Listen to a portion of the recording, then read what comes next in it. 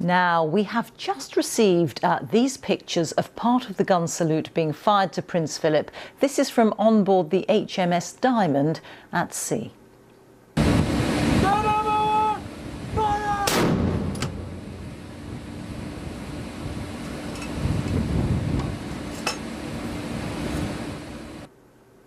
Well, our reporter John Maguire is in Portsmouth for us, where one of the gun salutes was taking place. And John, all quiet there now, but very different when the gun salutes were taking place. You said it was extremely loud.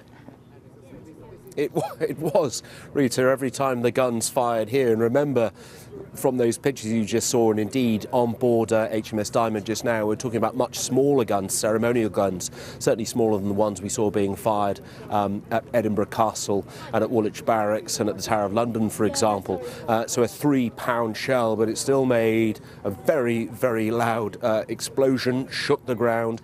We all were standing around 30 metres away and had to wear double levels of ear protection, actually. And the first round that was fired really made people jump out of their skin. I think what struck me about the whole process, watching not only what was happening here, but also the pictures from right around the UK and indeed from Gibraltar as well, was the sort of the military precision, but also the metronomic sense of a round being fired, of the guns being fired in that 41 gun salute every single minute, almost like a slow tolling bell at a funeral, really. And it really set the tone here. Of course, no public gathered anywhere, although I saw some people obviously gathering to a certain extent in some of the more public areas. But we're in a naval base here, so restricted Ministry of Defence property. Although having said that, there were ferries going across the water. The Isle of Wight ferry was going across, also the Gosport ferry heading across to the other side of the water here, where the gunnery team actually are normally based. There were 2 people on each gun and also people standing behind them, making sure the timing was absolutely precision perfect to the second, counting the rounds being fired, and of course commanding them, making sure that nothing went untoward with the guns. It's worth pointing out, I think, just behind me, the new Queen Elizabeth class aircraft carriers here that are based at Portsmouth, at the naval base.